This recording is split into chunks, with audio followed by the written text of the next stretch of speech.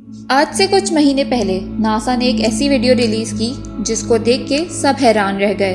उस वीडियो का main topic था स्पेस का मॉन्स्टर, जिसको ब्लैक होल भी कहा जाता है, और इसके साथ एक सितारा जो कि सूरज के जितना बड़ा होगा।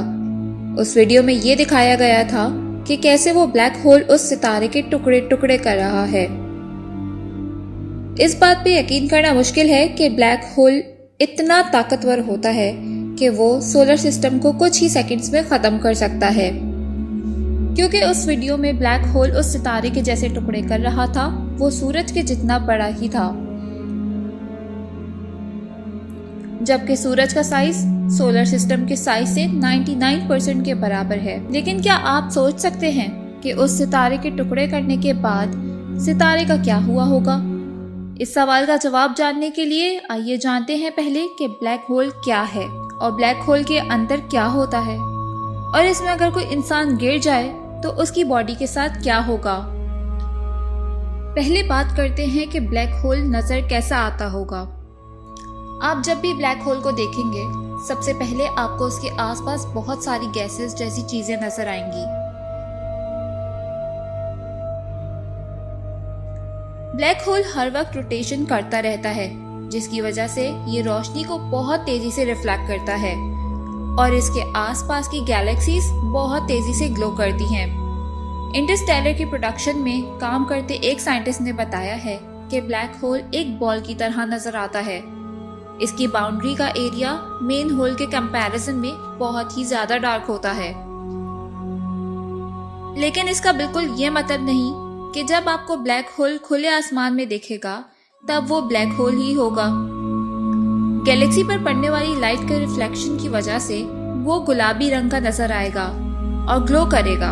लेकिन क्या होगा जब वो ब्लैक होल में कोई इंसान गिर जाएगा या फिर आसमान से ग्रेविटी की मदद से अपनी तरफ खींच लेगा? आइए जानते हैं।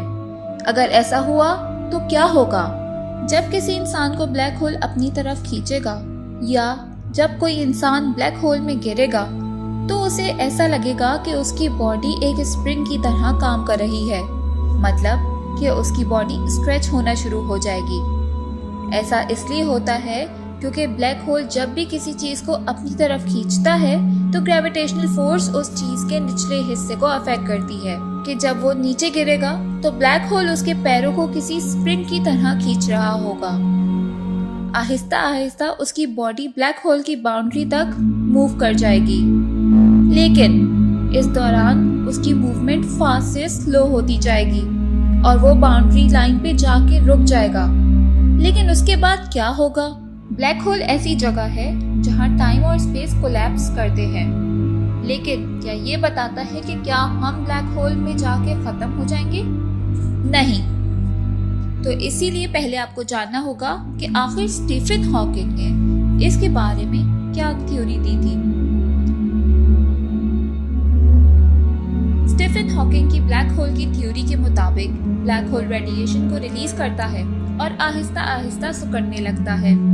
इसी तरह श्रिंक होते होते वो एक दिन गायब हो जाता है, जो उन्होंने बिलियन ऑफ ईयर्स में अपने स्ट्रॉन्ग ग्रेविटेशनल फोर्स की वजह से ऑब्जर्व किए थे।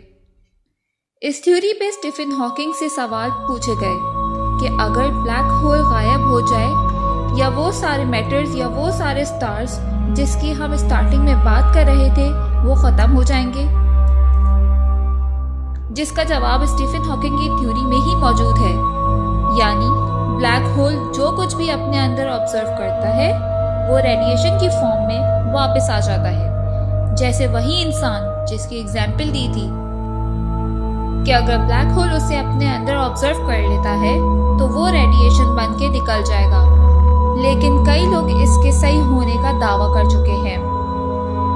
इसी तरह मान लीजिए कि आपके पास एक किताब है और इस किताब को पढ़ने से आप हमेशा बोर हो जाते हैं। इसी वजह से आप उस किताब को जला देते हैं और वो जलने के बाद राख में बदल जाती है।